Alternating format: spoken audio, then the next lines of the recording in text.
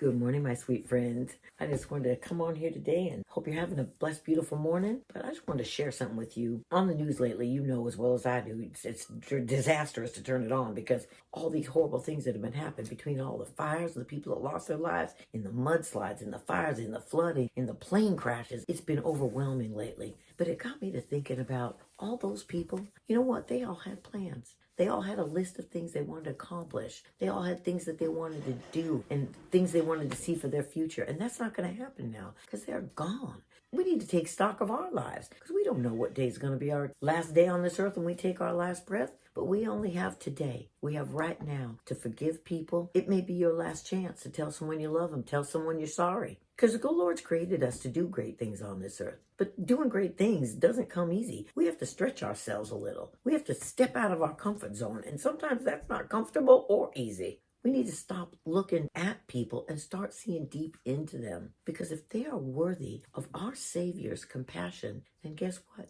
They're worthy of our compassion as well. Because the people now today, they're pretty much all about themselves. A lot of the world it's all about me, me, me. What are you going to do for me? What am I going to get out of it? But that self-help, that's no help at all. Self-sacrificing is the way you're going to find your true calling and see what you're truly made of. We might not be able to help everybody, but we're able to help somebody, one person at a time. And don't worry about what your family and your friends are going to think about you. You might look foolish at times when you step out. It's going to be hard. Your family might think you're crazy. Well, my family thinks I'm crazy on a daily basis. It does not matter. But be prepared because there's going to be ridicule. They might think what you're doing doesn't make any sense whatsoever. But remember this, we don't live by other people's compass. We have to stay the course. We have to see our true north and not let anything let us drift. Our love for God has to be greater than a love for our reputation of what people are going to think when we are being obedient. And sometimes our obedience has to override our common sense. I guarantee you there's going to be times when you are standing completely alone in what you think the Lord wants you to do and what you know is the right thing to do.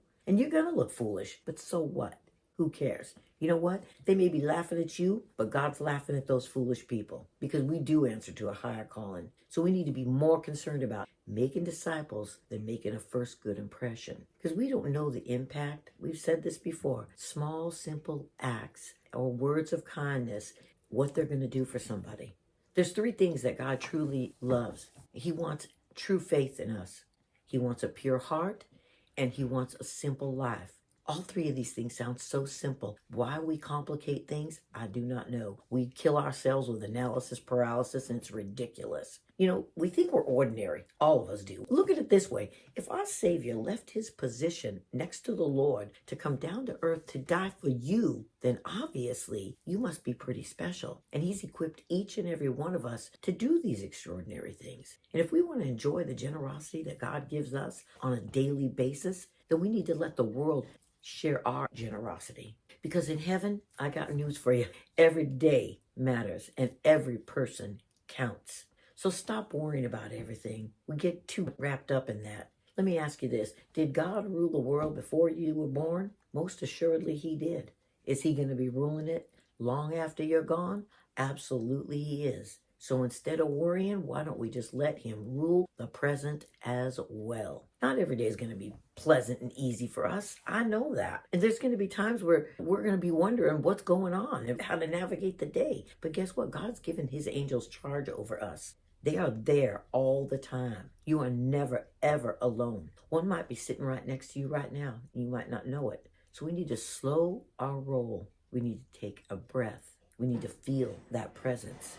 We need to start breathing in that peace because the Lord has his hand on the shoulder of humanity every minute of every day. He is always there.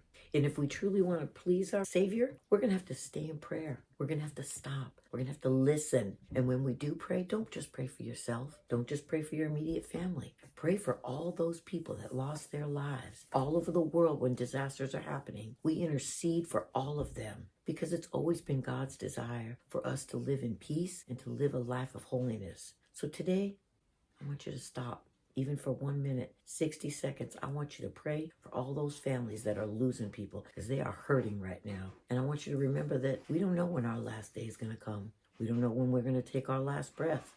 But I do know this. I want to live my last days with intention. And I want you to be authentic and productive Because when our time does come, we want our headstone to say, they made every day count. That's my thoughts for today. You know I love you. Stay blessed.